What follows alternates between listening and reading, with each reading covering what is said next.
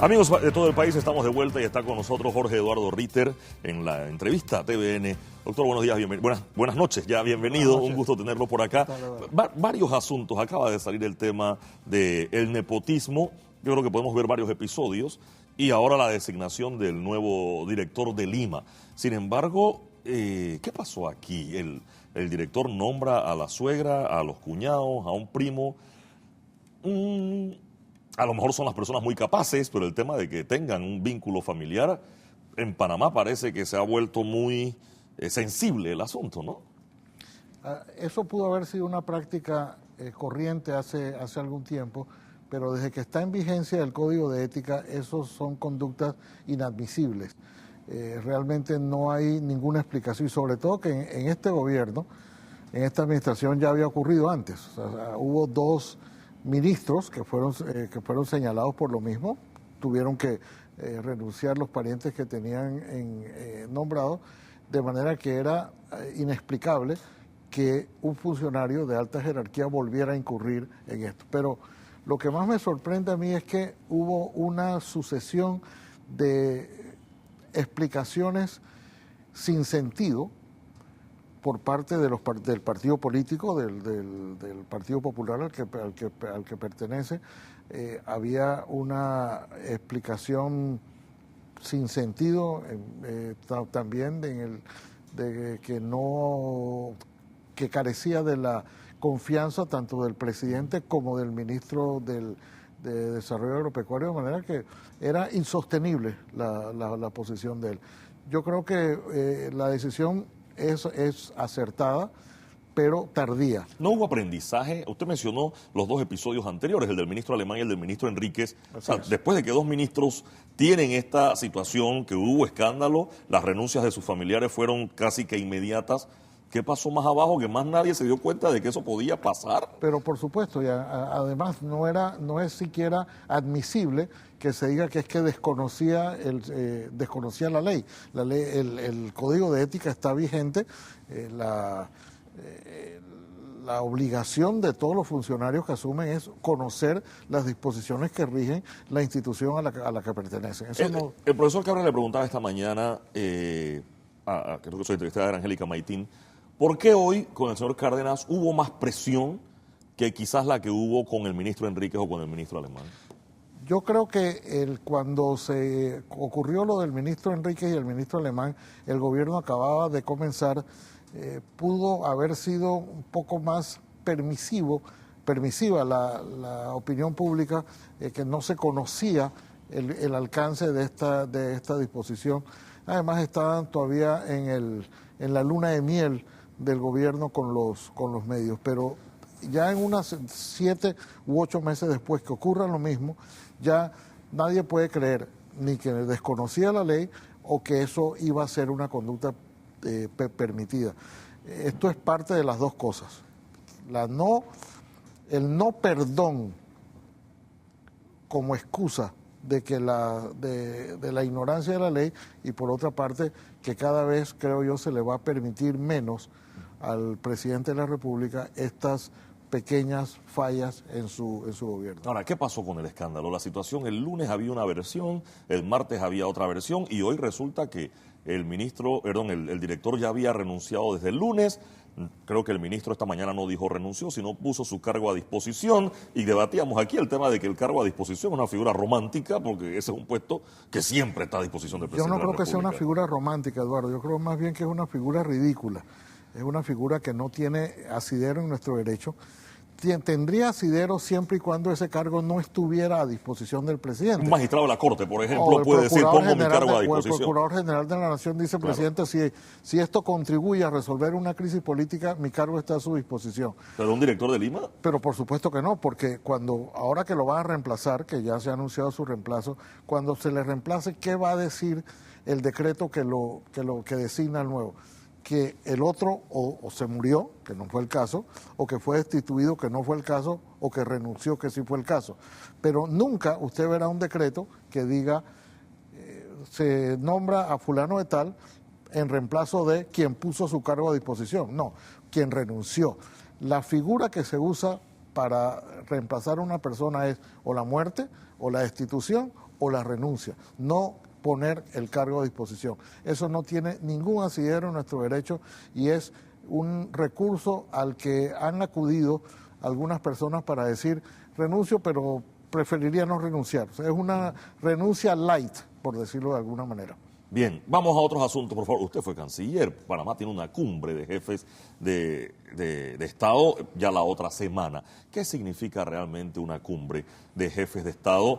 Yo comentaba la vez pasada a la canciller, yo le decía, ¿qué certeza tenemos de que esto no va a ser solo turismo presidencial? Porque yo recuerdo, y yo he estado en varias cumbres, en Cartagena, en Quebec, aquí en Panamá, y se firma una declaración al final en República Dominicana, y al final lo que sale en la declaración, recuerdo en Quebec lo del ALCA, y eso fue hace como 15 años y todavía no tenemos nada de ALCA. Entonces, ¿qué pasa con esas cumbres y qué pasa con ese documento? Mira, yo deploro decir lo que voy a decir, pero creo que es la verdad. Lo menos importante que hay en una cumbre de esta envergadura, y la de Panamá es única e histórica, debo decirlo, es la declaración final. Es la declaración que nadie lee y que posiblemente después nadie cumple. O sale Cuba que no quiere firmar, o una serie de cosas que se ha visto otras veces. Al final, yo creo que el gobierno ha hecho una magnífica labor para tratar de consensuar una declaración para que no haya, al menos en ese campo, ninguna desavenencia entre los presidentes. Eso sería magnífico si se pudiera lograr. Pero es que yo tengo la impresión de que eso en esta cumbre va a ser lo menos importante. ¿Qué es lo importante entonces? Bueno, hay varias cosas importantes. Una, que va a ser la primera vez en 60 años que Estados Unidos y Cuba se sientan juntos en una mesa americana frente a frente. Hay que recordar que la última vez fue en Panamá, 1956, cuando se reunieron con motivo de los 130 años del Congreso Anfictiónico, bajo la presidencia de Ricardo Arias Espinosa, vinieron todos los presidentes de América. Una América más pequeña, si se quiere, porque no estaban las islas de habla inglesa dentro de esa convocatoria. Y luego, a los pocos años... Y era otra Cuba y era otro Estados Unidos, también hay que decirlo. Era la Cuba de Batista. Era la Cuba de Batista y era en esa cumbre casi todos los regímenes eran dictatoriales, eran todos generales. Los que vinieron aquí fueron generales casi todos, incluido, pero por supuesto no por ser dictatoriales, el presidente de Estados Unidos, que fue el general Eisenhower. Que también había sido general. Era el general Eisenhower. Pero fue la última vez que se reunió. A los pocos años triunfó la revolución en Cuba, y Estados Unidos rompió relaciones, toda América rompió relaciones, y así la hemos pasado en los últimos 60 años. De manera que vuelve la historia a unirse en Panamá y se unen todos los presidentes de América, y vamos a ver por primera vez frente a frente el presidente de Cuba con el presidente de Estados Unidos. La tensión Venezuela-Estados Unidos en este momento le va a restar algo a ese escenario que tendrían Cuba y Estados Unidos de esa normalización de relaciones que ya anunciaron hace un tiempo y que ya, en teoría, esto ya viene, o sea, lo que va a pasar en la cumbre entre Cuba y USA ya viene medio ensayado, ¿no? Ya hay un libreto, digámoslo así, de lo que puede pasar. Pero es que hay otros ingredientes, Eduardo, hay otros ingredientes. Está el ingrediente de Venezuela y ALBA versus Estados Unidos, para ponerlo de alguna forma. Se ha anunciado que Bolivia, por su parte, va también a reclamar desde aquí su derecho a la salida del mar. Argentina confronta hoy una huelga general de proporciones inmensas. Perú está en medio de una crisis interna. Ahora, ya la presidenta Chile parece que no viene por el tema de las lluvias que hubo precisamente muy cerca de la frontera con Bolivia, y ahora... Entonces, estas cumbres están llenas de esos pequeños escenarios, de manera que por más que se planifique, y yo creo que la de Panamá, debo decirlo, ha estado muy bien planificada, por más que se planifique bien y se trate de consensuar las declaraciones y se trate de centrar el tema de la cumbre en la prosperidad con equidad. Cuando uno reúne a los mandatarios, a 34 mandatarios, son 34 personas que no les gusta someterse al rigor de una agenda. Uno no le puede pedir a un presidente, mira, nada más te tienes que limitar a hablar aquí de la equidad. No, ellos van, cada uno va a hacerlo a la manera que ellos quieren.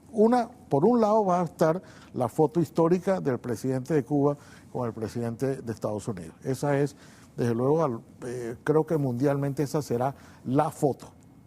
Pero, paralelamente, uno no puede soslayar el hecho de que van a estar por primera vez frente a frente mandatarios que tienen serias divergencias entre ellos. Por ejemplo, ¿cómo va a desaprovechar, no lo digo, no lo estoy anunciando desde ahora, pero cómo va a desaprovechar presidentes como Maduro, por ejemplo, un escenario como este? Con Santos y con Obama. Sí, tenerlos frente a frente, que nunca los ha tenido, porque una cosa es Naciones Unidas cuando los presidentes hablan desde un podio de uno en uno y que de uno en uno y posiblemente los otros ni siquiera están en la sala. Aquí los van a tener en la misma sala, frente a frente. No se puede pensar que va a haber una cumbre donde solamente vamos a hablar de equidad y vamos a hablar de crecimiento y de prosperidad con equidad. Ellos se salen del libreto, entonces. No, es que no es que se salgan del libreto, el libreto es accesorio en este caso, y no lo digo en términos de disminuir la importancia de la agenda. Si se llega a consensuar, que entiendo que ya se ha logrado, consensuar un documento, pues ese será el documento de la cumbre. Pero para los medios, para las noticias, para la opinión pública mundial, va a haber otros temas que no tienen que ver necesariamente con la equidad. Y eso es lo que nosotros tenemos que estar atentos. La vicepresidenta y ministra de Relaciones Exteriores ha hecho un trabajo extraordinario, casi un trabajo de filigrana, de orfebrería diplomática para lograr tener a todos los presidentes aquí y tratar de consensuar un documento. Pero hay hechos que sobrepasan su voluntad y sobrepasan la voluntad de Panamá de querer tener una cumbre suave, una cumbre fluida.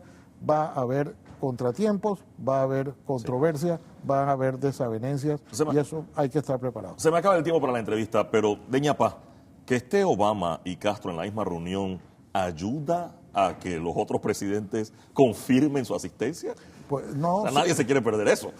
No solamente es que nadie se quiere perder la foto, también es que nadie se quiere perder, por otro lado, nadie se quiere perder la oportunidad de tener frente a frente al presidente de los Estados Unidos y decirle lo que le quiere decir. O sea, hay una muy buena combinación. Pero la foto que va a perdurar para la historia va a ser la foto del presidente de Cuba con el presidente de Estados Unidos. Jorge Eduardo Ritter, gracias por acompañarnos esta noche aquí en la edición estelar de TVN Noticias.